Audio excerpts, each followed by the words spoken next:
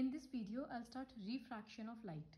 So refraction क्या होता है ये पहले भी बताए थे कि लाइट का अगर मीडियम चेंज होता है तो वो अपना रास्ता बेंड कर लेता है। इसको बोलते हैं refraction, bending of light when light travels from one medium to another. ये सपोज एक ग्लास स्लैब है, मतलब ग्लास का एक क्यूबॉइड जैसा है, इमेजिन करो पतला सा। इस तरह से इसके ऊपर एक रे, इंसिडेंट रे हुआ आ रहा है। यहां पर मीडियम चेंज हो रहा है क्योंकि यहां से ग्लास स्लैब शुरू हो गया। तो अभी एयर था और अभी लाइट किस में आएगा, ग्लास में। तो स्पीड ऑफ लाइट एयर और ग्लास में डिफरेंट है। तो इसका मतलब क्या होगा, यहां पर अगर हम एक नॉर्मल ड्रॉ कर रहे हैं, नॉर्मल मतलब ये परपेंडिकुलर लाइन, तो ये जो रे ऑफ लाइट है अब ये इसी तरह से नहीं पास होगा, या तो ये नॉर्मल के करीब आ जाएगा इस तरह से, या फिर ये नॉर्मल से दूर होके जाएगा। तो कौन सा केस होगा, तो ये हम लोग देखे थे पहले क्लास 8 में कि मीडियम्स होता है रेयरर और डेंसर मीडियम। तो ऑप्टिकल डेंसिटी बोलकर एक टर्म होता है, ऑप्टिकल डेंसिटी। जो मीडियम डेंसर होगा, मतलब जिसका ऑप्टिकल डेंसिटी ज्यादा होगा, उसमें स्पीड ऑफ लाइट लेस होगा, मतलब वो लाइट को ज्यादा जल्दी पास होने नहीं देता है, तो speed of light is less. और जिसका ऑप्टिकल डेंसिटी कम होता है उसको बोलते हैं रेयरर मीडियम, तो उसमें स्पीड ऑफ लाइट ज्यादा होता है।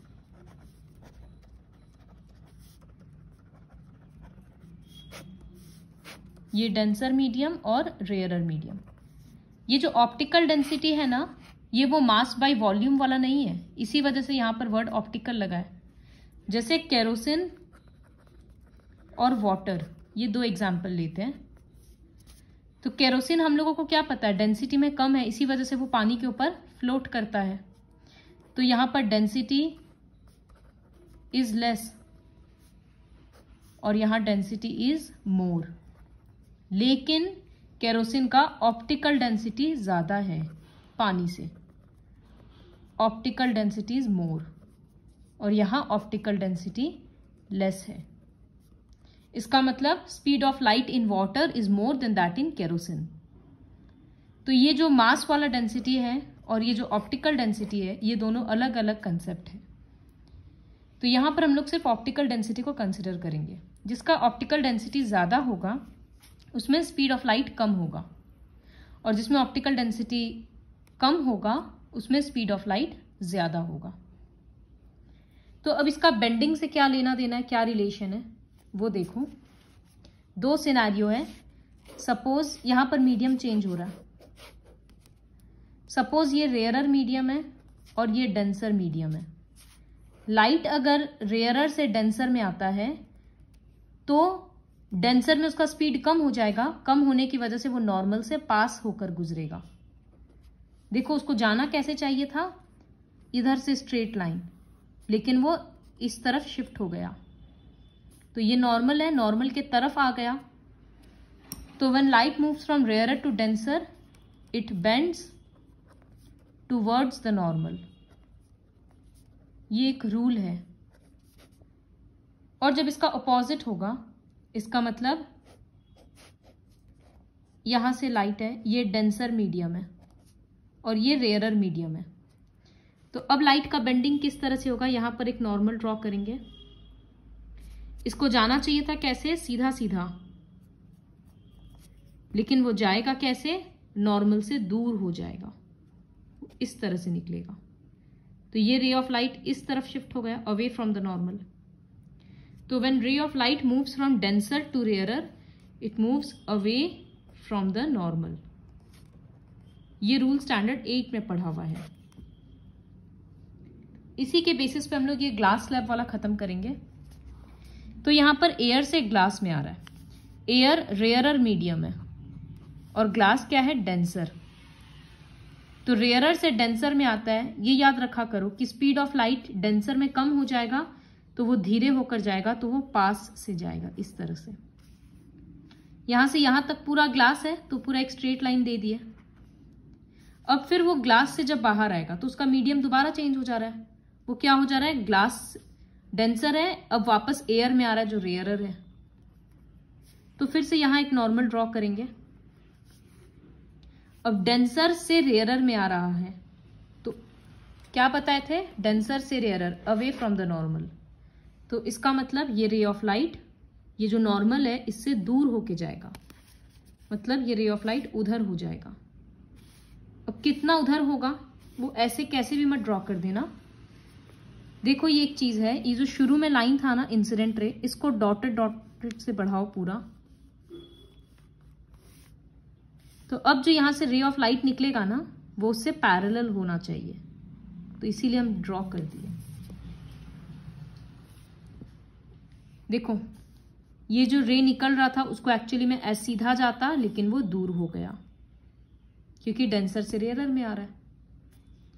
और वो जो एकदम शुरू में जो इंसिडेंट रे था उससे पूरा पैरेलल हो गया ये लाइन। इसको बोलते हैं इंसिडेंट रे, क्योंकि ये स्ट्राइक कर रहा है। ये जो रे बेंड हो गया इसको बोलते हैं रिफ्रैक्टेड रे।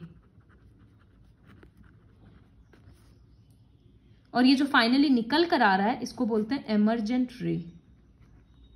ये रे डायग्राम, ये वाला डायग्राम कॉपी में ड्रॉ करना है।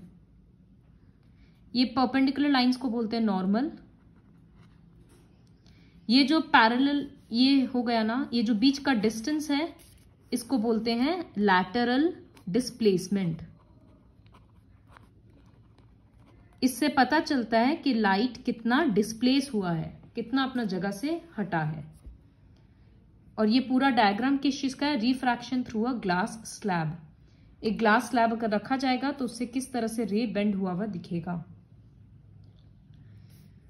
तो व्हाट इज रिफ्रैक्शन, रिफ्रैक्शन है क्या, इसका ये मतलब समझ में आया कि bending of a ray of light when light travels from one medium to another is called refraction.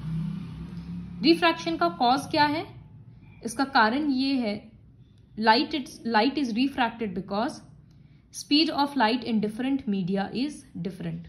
Medium का प्लूरल होता है मीडिया। तो अलग अलग मीडियम में लाइट का स्पीड अलग अलग होता है, इसी वजह से वो अपना रास्ता बदल लेता है।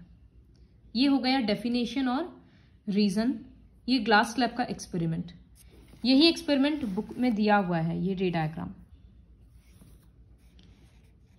ये जो रिफ्रैक्शन का फिनोमिनन है ये रियल लाइफ में भी देखने को मिलता है। जैसे अगर एक ग्लास में कॉइन डाल देते हैं, सपोज एक ग्लास है या एक टम्बलर है कुछ भी, उसमें नीचे में कॉइन है, अब उसमें पानी भर दो तो वो कॉइन यहां के बदले लगेगा कि ऊपर आ गया। ऐसा क्यों हुआ, देखो रे ऑफ लाइट कॉइन से इस तरह से निकल रहा था, यहां तक पानी है तो यहां तक हम स्ट्रेट लाइन ड्रॉ कर दिए। अब लाइट कहां से आ रहा है, डेंसर से रेयरर, क्योंकि पानी से हवा में आ रहा है। तो डेंसर से रेयरर, मीडियम चेंज हो रहा है, यहां एक नॉर्मल बनाएंगे। डेंसर से रेयरर में अवे फ्रॉम द नॉर्मल होता है, तो वो नॉर्मल से थोड़ा दूर हो जाएगा। अब यहां जो ऑब्जर्वर है उसके लिए ये रे ऑफ लाइट कहां से आ रहा है, उसको लगेगा कि ये रे ऑफ लाइट ऐसे फॉलो करो, उसको लगेगा यहां पर है। यहां पर एक परपेंडिकुलर ड्रॉ कर देते हैं। उस इंसान के लिए कॉइन यहां नहीं होकर यहां पर है। इसी तरह से स्विमिंग पूल वगैरह जितना डीप होता है उतना हम लोगों को ऊपर से दिखता नहीं है, ऊपर से लगता है कि कितना शैलो है। एक पेंसिल को पानी में डिप करेंगे ग्लास में तो वो पेंसिल लगेगा बेंड हो गया। वो सारा फिनोमिनन रिफ्रैक्शन के कारण ही होता है।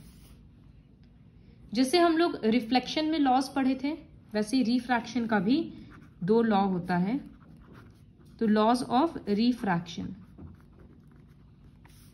तो पहला लॉ तो रिफ्लेक्शन के जैसा ही है कि जो इंसिडेंट रे है, रिफ्रैक्टेड रे है, जैसे ये इंसिडेंट रे है, रिफ्रैक्टेड रे है, और normal at the point of interface of 2 media, ये दोनों मीडिया के सरफेस में जो नॉर्मल है ये सब सेम प्लेन में लाई करता है।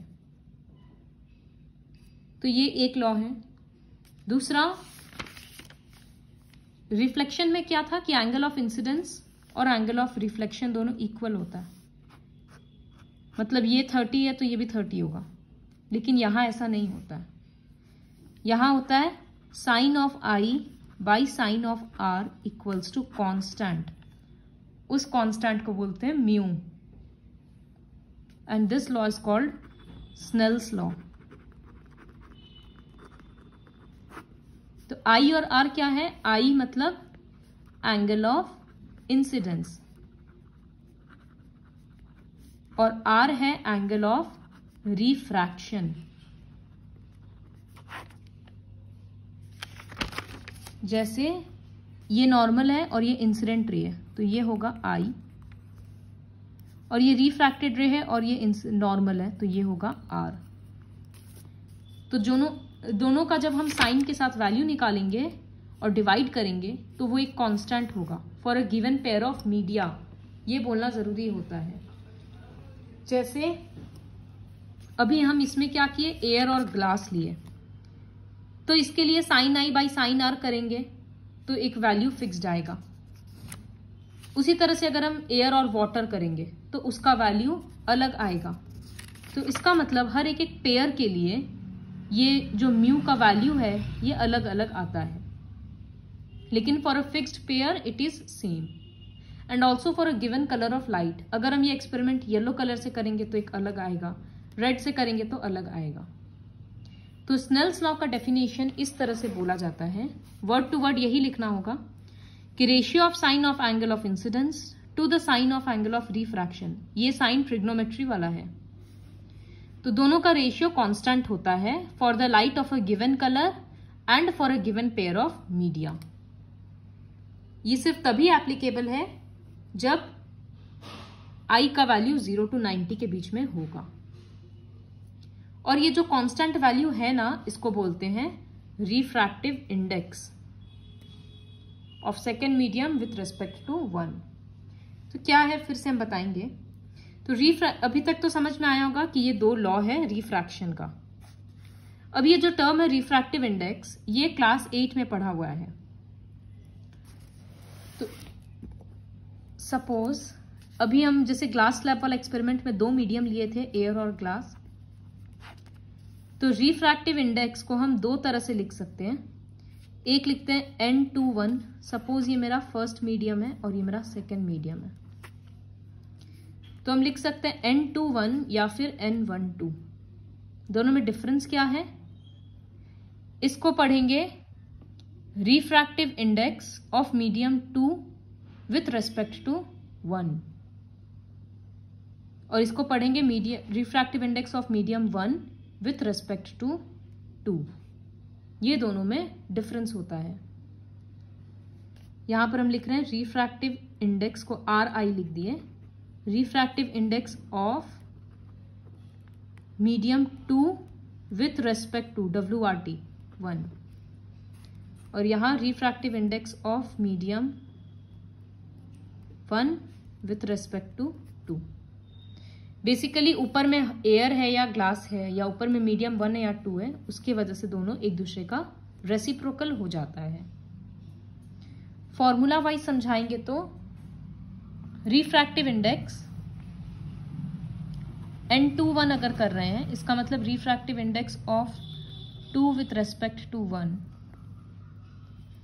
तो इसका मतलब इसका फॉर्मूला होगा speed of light in medium 1 by speed of light in medium 2। ये फॉर्मूला है।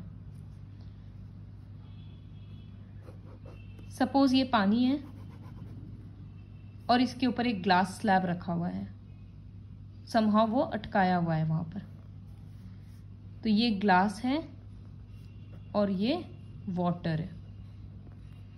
यहां से अगर रे ऑफ लाइट आ रहा है, अब वो ग्लास में आएगा, उसका मीडियम चेंज हो रहा है तो बेंड होगा। तो इन दोनों का जब हम ग्लास और वाटर इस पेयर के लिए जब हम रिफ्रैक्टिव इंडेक्स निकालेंगे, तो हम अगर लिख रहे हैं कि NGW, इसका मतलब refractive index of glass with respect to water. तो ये याद रखना कि जिसके रेस्पेक्ट में होता है स्पीड ऑफ लाइट उसका ऊपर होता है। यहां विथ रेस्पेक्ट टू वाटर है ना, तो इसका फॉर्मूला होगा speed of light in water by speed of light in glass. इसी तरह से अगर NWG लिखेंगे तो इसको पढ़ेंगे refractive index of water with respect to glass. तो फॉर्मूला क्या हो जाएगा, speed of light in glass by speed of light in water. तो वो समझ में आ गया कि अब रिफ्रैक्टिव इंडेक्स का फॉर्मूला क्या होता है। बेसिकली रिफ्रैक्टिव इंडेक्स क्या है, लाइट का दो मीडियम में स्पीड का रेशियो है, और इसका वैल्यू दूसरे तरह से कहां से मिलता है, स्नेल्स लॉ से मिलता है, sine i by sine r. Refractive index को दो तरह से लिख सकते हैं। अगर medium one, if medium one is air, तब रिफ्रैक्टिव इंडेक्स को बोलते हैं एब्सोल्यूट रिफ्रैक्टिव इंडेक्स। जैसे अगर हम लिख रहे हैं NGA, इसका मतलब glass with respect to air, तो इसको बोला जाएगा absolute refractive index of glass. ऐसा क्यों, क्योंकि NGA तो इसका मतलब speed of light in air by speed of light in glass, ये फॉर्मूला होगा। विथ रेस्पेक्ट टू एयर है तो एयर ऊपर होगा। अब उसका स्पीड क्या होता है पता है ना, 3 × 10⁸, तो वो उस तरह से कैलकुलेट किया जाता है। सपोज ग्लास का अगर स्पीड दे देगा कि speed of light in glass is this, find the refractive index, तो वो फॉर्मूला से निकालना पड़ता है। इसका सम्स बाद में और करवाएंगे। यहां पर अलग अलग मीडियम का रिफ्रैक्टिव इंडेक्स दिया है। जैसे रिफ्रैक्टिव इंडेक्स ऑफ आइस, ये लिखा है एब्सोल्यूट रिफ्रैक्टिव इंडेक्स है, मतलब सबका refractive index with respect to air ही दिया हुआ है। यहां पर एक रिलेशन और है। इस थोड़ी देर पहले हम बताए थे कि ऑप्टिकल डेंसिटी से स्पीड ऑफ लाइट का क्या लेना देना होता है, कि डेंसर मीडियम होगा तो स्पीड ऑफ लाइट कम होगा, और मीडियम रेयरर होगा तो स्पीड ऑफ लाइट ज्यादा होगा। ऑप्टिकल डेंसिटी का रिफ्रैक्टिव इंडेक्स के साथ डायरेक्ट रिलेशन है। डेंसर मीडियम में होता है हायर RI, मतलब अगर मीडियम डेंसर है तो उसका रिफ्रैक्टिव इंडेक्स भी हाई होगा, और मीडियम रेयरर है तो लो रिफ्रैक्टिव इंडेक्स होगा। ये एक और रिलेशन है। तो यहां पर इसीलिए लिखा है, देखो, larger refractive index is optically denser then the other medium. इसके बाद जैसे यहां पर दे दिया, देखो रिफ्रैक्टिव इंडेक्स से क्वेश्चन कैसे होगा। क्वेश्चन 2 है, light enters from air to glass having refractive index 1.5, what is the speed of light in glass. तो यहां पर क्या होगा, रिफ्रैक्टिव इंडेक्स ऑफ ग्लास दे दिया, मतलब NG दे दिया 1.5। अब हमको निकालना है कि लाइट का ग्लास में कितना स्पीड होता है। तो यहां ग्लास और एयर है तो यहां हम A लिख सकते हैं। अब इसका मतलब क्या होगा, फॉर्मूला वाइज एयर पीछे में है ना, तो speed of light in air by speed of light in glass equals to 1.5। अब लाइट का एयर में स्पीड तो पता है 3 × 10⁸ by speed of light in glass equals to 1.5। 1.5 नीचे आएगा, स्पीड ऑफ लाइट ऊपर जाएगा, तो यहां लिखेंगे 3 × 10⁸ by 1.5 equals to speed of light in glass. इसका डेसिमल हटाने के लिए इंटू 10 हो गया, ये कट के 2 आ गया, तो आंसर क्या आया, 2 × 10⁸ मीटर पर सेकेंड। ये है speed of light in glass. इस तरह से सम्स आता है। यहाँ पर 3 वेरिएबल है, तीनों में से दो, कुछ कोई भी 2 दे देगा और थर्ड वैल्यू निकालना रहेगा। इसके बाद बताएंगे रिफ्रैक्शन बाय स्फेरिकल लेंसेज। तो स्फेरिकल लेंसेज क्या होता है, ये 2 टाइप का लेंस होता है, एक ये और एक इसका अपोजिट। तो सिंस इसको स्फेरिकल लेंसेज क्यों बोलते हैं, क्योंकि ये लेंसेज स्फीयर का पार्ट है, ये पोर्शन भी एक स्फीयर है और ये भी एक स्फीयर का हिस्सा है, उसी तरह से ये भी एक स्फीयर है और ये भी एक स्फीयर।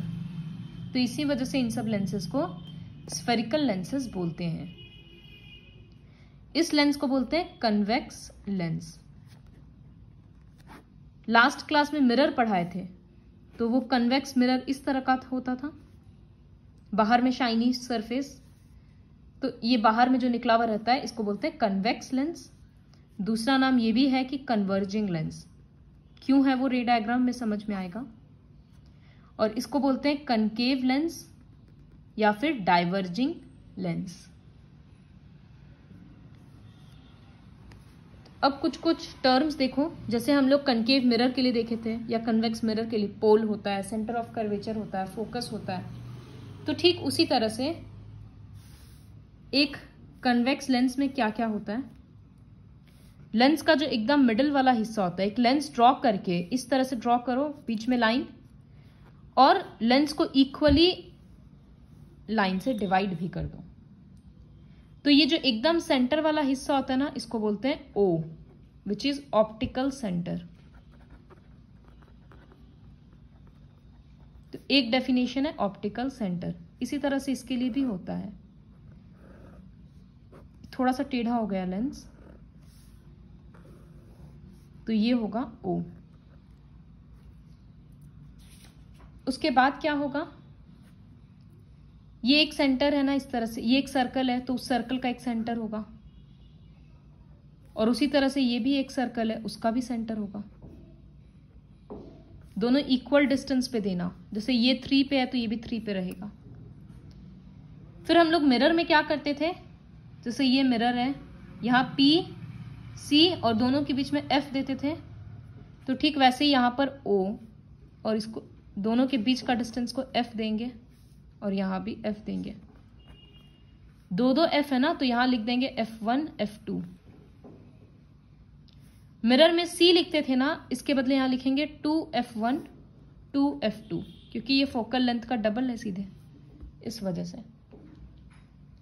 तो यहाँ पर टर्म आ गया, एक ऑप्टिकल सेंटर होता है, F1 होता है, और मतलब F होता है और 2F होता है।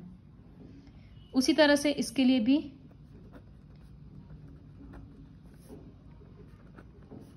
ये होगा।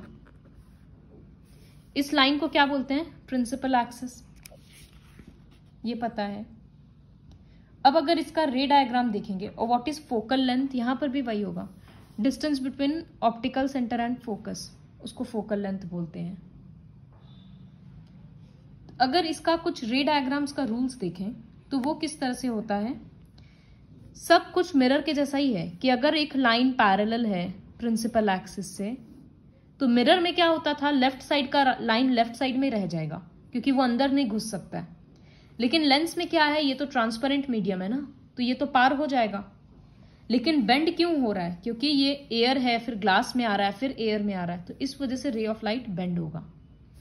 ये लाइन को देखो, इंसिडेंट रे को, बहुत जन क्या करता है, यहीं पर लाकर बेंड करना शुरू कर देगा कि लेंस आ गया तो बेंड हो जाएगा।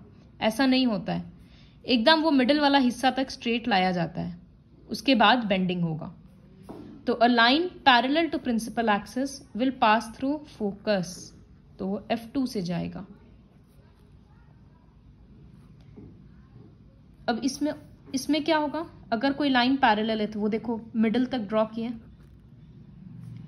अब इसमें इस तरह से F2 से नहीं जाएगा, क्योंकि ये डाइवर्जिंग लेंस है, ये लाइट को दूर कर दे रहा है, तो ऐसा लगेगा कि ये पहला वाला फोकस से टकरा के आ रहा है, इस तरह से जाएगा।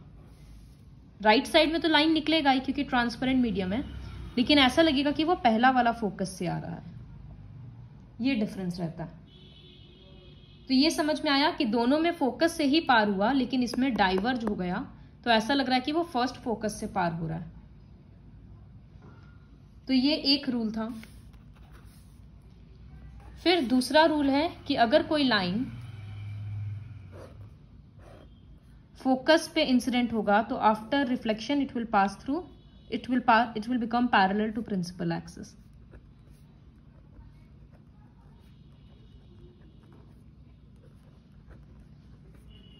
जैसे इस तरह से अगर वो लाइन फोकस से जा रहा है तो मिडिल तक ले आए, तो रिफ्लेक्शन के बाद वो प्रिंसिपल एक्सिस से पैरेलल हो जाएगा।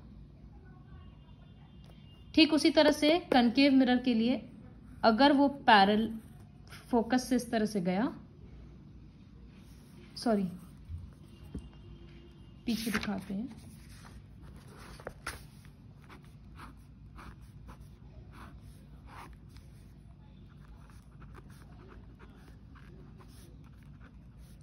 इसके लिए ऐसा अपीयर होता है कि ये फोकस से जा रहा है, आ रहा है लाइन, तो यहां डॉटेड लाइन से दिया जाता है। तो अगर कोई रे इस तरह से आ रहा है तो वो प्रिंसिपल एक्सिस से पैरेलल हो जाएगा। और तीसरा ये होता है कि ये बुक में समझ में आ जाएगा कि अगर कोई ऑप्टिकल सेंटर से पास होगा तो इट विल गो अनडेविएटेड। जैसे उसमें सेंटर ऑफ कर्वेचर था ना, वैसे इसमें ऑप्टिकल डेंसिटी, ऑप्टिकल सेंटर होता है कि अगर उससे कोई जाएगा तो वो बिना बेंड हुए पार हो जाएगा। तो इन सब को लेकर हम लोग कुछ रे डायग्राम्स ड्रॉ करेंगे और ये कॉपी में ड्रॉ करना है। फिर तो पहले हम सारा कन्वेक्स लेंस का दिखाते हैं, और जैसे कि मिरर के लिए बताए थे कि स्केल से ड्रॉ करना है क्योंकि डिस्टेंस सेम रखना है। जैसे यहां अगर 2 सेंटीमीटर पे दिए तो फिर सारा पॉइंट को 2 सेंटीमीटर पे ही देंगे। ये सारा नेमिंग दे दिए। अब अगर कोई रे पैरेलल है प्रिंसिपल एक्सिस से तो वो फोकस से जाएगा, थोड़ा सा यहां पहले हो गया। और उसी तरह से अगर यहां पर भी पैरेलल है तो ये फोकस से जाएगा। तो ये कौन सा केस हुआ? Object is at infinity. तो इमेज कैसा फॉर्म हो रहा है? एक्चुअल इंटरसेक्शन है तो रियल है, रियल के साथ हमेशा इन्वर्टेड होता है। दूसरा क्या है? पॉइंट साइज्ड, एकदम छोटा सा है। तो अगर एक कन्वेक्स लेंस लेकर सन का इमेज बनाएंगे और एक पेपर के ऊपर फोकस करेंगे तो वो पेपर जल जाएगा। क्यों? क्योंकि इतना बड़ा सन का इमेज एक छोटा सा पॉइंट पे बनता है तो वहां इतना हीट जनरेट होता है कि वो पेपर जलने लगता है। और where is the image formed? At focus on right side. अब दूसरे सिनेरियो में क्या करेंगे? ऑब्जेक्ट को थोड़ा सा पास लेकर आएंगे।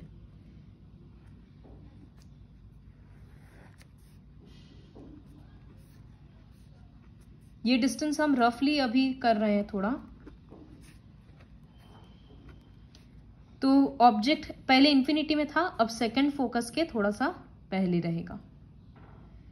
तो ये इस तरह से एक स्ट्रेट लाइन जाएगा।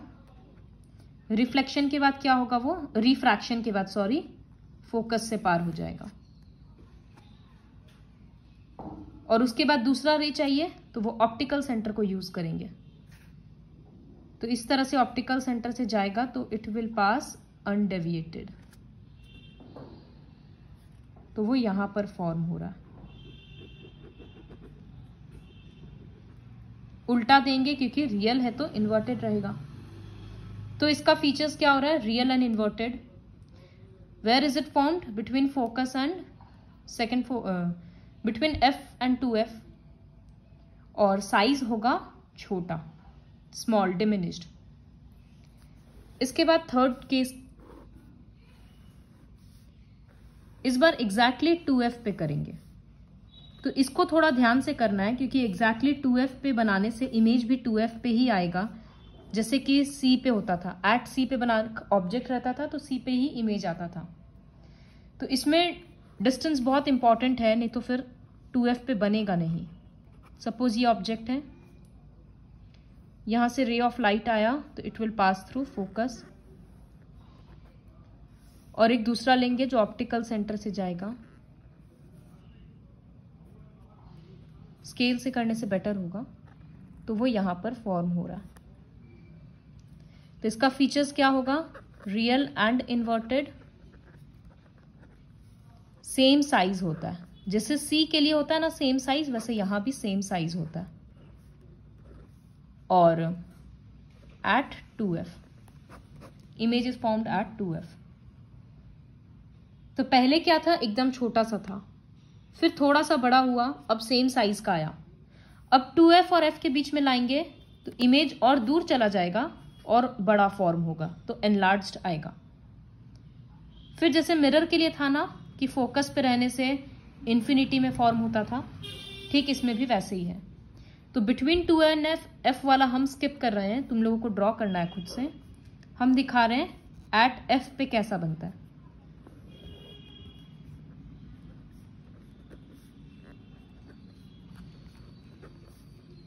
ये जरूरी नहीं है कि f1 f2 लिखें, f2 f2 लिख सकते हैं। तो अगर एट f रहेगा, इस तरह से यहां पर ऑब्जेक्ट है, ये पैरेलल है तो फोकस से जाएगा और एक ऑप्टिकल सेंटर से जाएगा। तो ये दोनों रे पैरेलल हो जा रहा है, इसका मतलब कभी मिल ही नहीं रहा। तो हम लोग अज्यूम करेंगे कि इन्फिनिटी में मिल रहा है। तो image is formed at infinity, और इसका मतलब बहुत बड़ा बन रहा है और रियल और इन्वर्टेड बन रहा है। तो ये फीचर्स होगा। तो मिरर और लेंस ऐसे याद करने के लिए बहुत हद तक सिमिलर ही है, कुछ एक्सेप्शनल केस नहीं है। फिर मिरर में भी हम लोग क्या किए थे, बिटवीन f एंड p किए थे, तो देखे थे कि वर्चुअल और इरेक्ट बन रहा है। इसमें भी वही चीज होगा।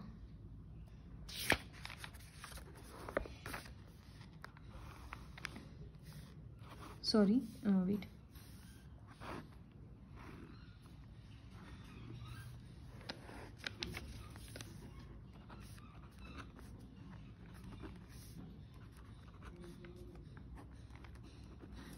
यहां पर बिटवीन f एंड o कर दिए, लेंस के काफी पास है। स्ट्रेट लाइन मिडल तक ऐसे ड्रॉ हुआ, this will pass through focus और एक ऑप्टिकल सेंटर से जाएगा, तो इट विल गो अनडेविएटेड। तो ये समझ में आ रहा है कि नीचे में डिस्टेंस बढ़ रहा है, इसका मतलब ये दोनों ऊपर में मिल जाएगा। तो जहां मिलेगा वहां पर फॉर्म हो रहा है, वो 2f से थोड़ा बाद में ही मिलेगा। तो इमेज किस तरह का फॉर्म हुआ, वर्चुअल एंड इरेक्ट, क्योंकि डॉटेड है, और एनलार्ज्ड, ये इसका फीचर होगा। तो कन्वेक्स लेंस का और कनकेव मिरर का रे डायग्राम्स का फीचर्स जो है वो बहुत हद तक सिमिलर है। इसमें भी एट c सेम साइज, इसमें एट 2f सेम साइज। दोनों में इन्फिनिटी में होने से इमेज पॉइंट साइज्ड होता है। बिटवीन इसमें f एंड p था वर्चुअल एंड इरेक्ट, इसमें बिटवीन f एंड o है वर्चुअल एंड इरेक्ट। इसमें भी एट f पे इन्फिनिटी में फॉर्म हो रहा था इमेज, इसमें भी एट f पे इन्फिनिटी में फॉर्म हो रहा है इमेज। तो इस तरह से याद रखना। तो कन्वेक्स लेंस का सारा हो गया। जिस तरह से कन्वेक्स मिरर का सिर्फ 2 रे डायग्राम था, ठीक उसी तरह से कनकेव लेंस का 2 डायग्राम होता है। ये एक लेंस है, दिस इज OF2F, F2F। तो अगर ऑब्जेक्ट इन्फिनिटी में इस तरह से स्ट्रेट लाइन आया तो क्या बोले थे कि ये लगेगा फर्स्ट फोकस से पार हो रहा है, तो डॉटेड लाइन फिर सॉलिड लाइन। उसी तरह से नीचे के लिए ये मिडिल तक आया, फिर लगेगा वो फर्स्ट फोकस से डाइवर्ज हो रहा है, एरो उसी तरफ देना। तो इमेज कैसा बन रहा है, पॉइंट साइज्ड और वर्चुअल एंड इरेक्ट, क्योंकि ये डॉटेड लाइन से इंटरसेक्ट हो रहा है। अब अगर दूसरा रे डायग्राम ड्रॉ करेंगे,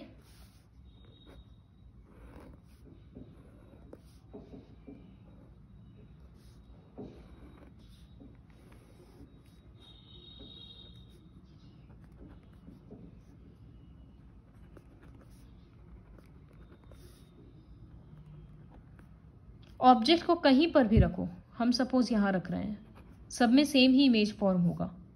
तो एक स्ट्रेट लाइन आया, ये फर्स्ट फोकस से अपीयर होगा, और सेकंड क्या करेंगे, ऑप्टिकल सेंटर से पार हो जाएगा। तो इमेज यहां फॉर्म हो रहा है, तो इसका नेचर क्या होगा, वर्चुअल एंड इरेक्ट, क्योंकि ये डॉटेड लाइन से इंटरसेक्ट हुआ, और दूसरा डिमिनिश्ड। तो ये ऑब्जेक्ट कहीं भी रहेगा, 2F पे रहेगा, उसके पहले रहेगा, हमेशा बिटवीन F एंड O रहेगा, कहीं भी रहेगा, हमेशा यहीं पर फॉर्म होगा इमेज। तो इसी वजह से कनकेव लेंस के लिए 2 ही रे डायग्राम है। फिर जैसे हम लोग मिरर फॉर्मूला पढ़े थे वैसे ही लेंस फॉर्मूला भी है, बट ये सब नेक्स्ट वीडियो में बताएंगे।